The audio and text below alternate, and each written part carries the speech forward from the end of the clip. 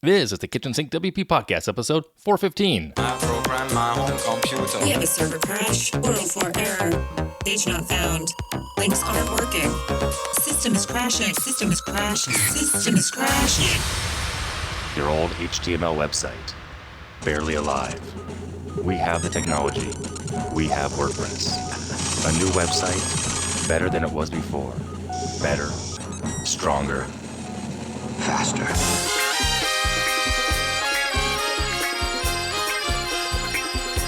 We have the technology.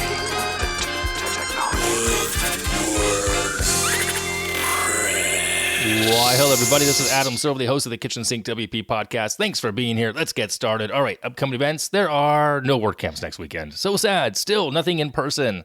But, you know, it's the world we live in. So sorry to say, we're not going to be together anytime this month. All right, moving on. Segment 1 in the news. 2 things to talk about here. 1 or 2? I think 2. Anyway, first and foremost, WordPress, there was a vulnerability. Essential add-ons for Elementor. 600,000 WordPress sites were impacted by this critical plugin vulnerability. I'll put a link to the show notes for you on this one if you want to go check it out. It's over at bleepingcomputer.com. And if you're using Elementor, essential add-ons for Elementor, you definitely want to make sure you've updated this. It's in the old versions from 5.04 and older, so it's a flaw that allows unauthenticated users to perform local file inclusion attacks, such as PHP files, to execute code on the site. Not good. So check that out and make sure you update your sites accordingly. That's it. Yeah, that's it, actually, for the news this week. Sure. All right, moving on. Segment 2, meat and potatoes. This week's episode. It's the Q&A episode. It's been 8 weeks. Every 8 weeks, I do listener questions with my answers, and here we go. I have 3 of them this week, like usual, this round. First question is by Steven. What things should I consider when moving my site from one web host to another host? Okay, this is good. And of course, I asked a couple more questions, and it could be because, it's variable things here. The website is slow, they feel like they're losing traffic, etc. So first and foremost, you want to choose a new host. Do some research, get some recommendations, referrals, etc. Then decide what kind of hosting you want, if they offer that. And everyone offers, between shared hosting, dedicated servers, managed WordPress hosting. And I've talked about that in the past, and I believe there's an episode not too long ago that I did on that. And then the things you want to really take into mind also is know your registrar details before you even start any more. Because if you host somewhere and you have bought the domain somewhere else, you want to make sure you have the logins for all that ahead of time. I use hover.com to buy my domains, and then I host in a few different places, but my purchasing is always at Hover. If you buy and host at the same place, it makes it slightly easier, but can be sometimes harder to leave because they always want to give you a deal to stay longer, kind of like a cable company. Anyway, and keep in mind that sometimes your hosting company will auto-renew your domain will auto-renew your hosting unless you give 60 or 30 days notice. Make sure you read the fine print there. Some people have switched. It wasn't like you can cancel a day before.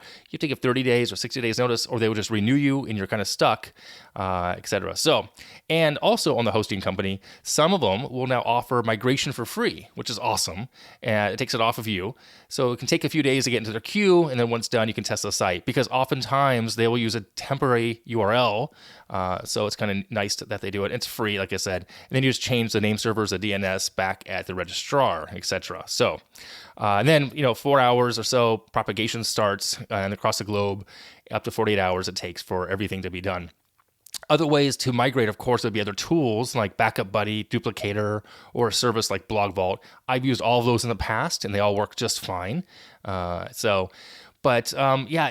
not hard per se. It's just not. It depends on really the experience you're looking for. I would recommend, if you're looking for a white gloved approach, go to a company that does the migration for you. It makes it much easier. You might pay a little bit more, but honestly, it takes the stress out of your life. I feel like it's well worth it.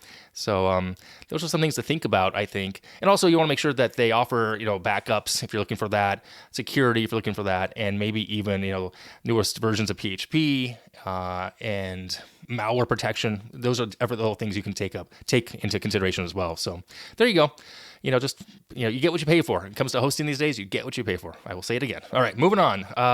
Second question, this one sent by Jen. What's your best advice for staying ahead, other than keeping sites updated, for handling security issues, such as the one that happened this week? We just talked about that one for the essential add-ons for Elementor. Easy answer, don't have a website. No site, no issues. Okay, of course, that doesn't work here. That's just being silly. So besides keeping things up to date on the core themes and plugins and solid passwords, I would say have got good solid hosting and a solid backup strategy in place. Now, also having the backup is one thing, but knowing how to deploy it to a new server, new host is another. So I would recommend maybe quarterly testing it or even twice a year, test it. What happens if something goes down? What do you do? Where are the files kept? If they're on the main server, not being backed up to, let's say, Dropbox or some other place, are they gone also? Like, where are you actually keeping these backup files? And then do you know how to go through the steps to make them work? Now, to take things to an extreme level, you can go to the level of having a failover system in place. Primary server goes down and the backup kicks in automatically. That's doable in WordPress.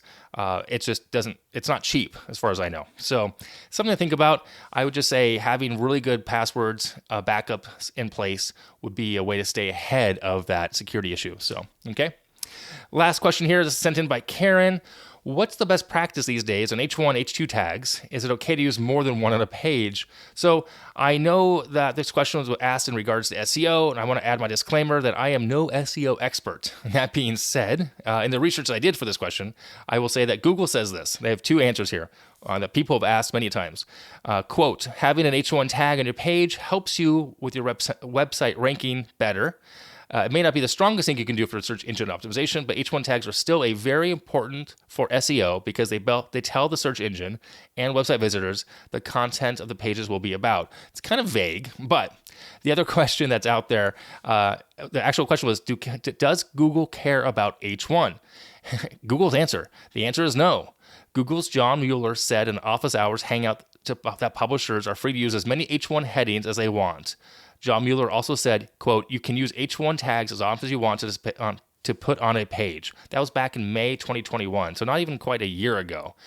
So again, I've been guilty of it, I believe. I've used more than one H1 tag headings on a page. Again, I'm no SEO expert. Some people will fight me on this, and that's totally fine. Bring it. No, I'm kidding. I don't want to fight anybody. But if you're really looking for that SEO extra oomph, it's going to cost you some money. I can tell you that right now. Good SEO people are a value to the investment. It's worth the investment, I'm trying to say. I'm not that person. I know that it's always a moving target. The algorithm changes, keywords change, the length, the duration of, the length of content, the type of content, the audience you're going after, all that stuff matters. But H1, H2 tags, I guess they matter. But it's kind of a vagrity. That's a new word for you right there. Vagrity on whether or not you need to spend more time on segmenting those things out. H1, H2, H3, etc. So, not a perfect answer by no means, but there's an answer for you, so, Karen. Hope that helps. All right, moving on. Yeah, that's it for the questions. Moving on to segment 3, tip and tool of the week. This week's tip and tool. It's a website. It's called mail-tester.com. It's a place to go. It's free. Test the spamminess of your emails. So you can send an email to an address they give you, and then you click a button, and it gives you a report like how spammy or if your server has been compromised or if someone's sharing your outgoing mail server kind of thing. It's kind of neat. I was testing it this week because I had a report of some emails going to spam by a friend of mine. So check that out, mail-tester.com. It tests the spamminess of your emails. Okay, well, there you have it. Let me wrap it up here. If you have any questions, go ahead, send it in via email, adam@KitchensinkWP.com, or use the speak pipe function of the website. If you want to support the show, become a Patreon. That'd be great. If you want to sponsor the show, that's also awesome. There's a form on the website. If you're looking for some coaching and accountability in starting a business, check out adamsilver.com. Thanks for listening. See you next week. Now go out and do some awesome things with WordPress. All right. Bye-bye.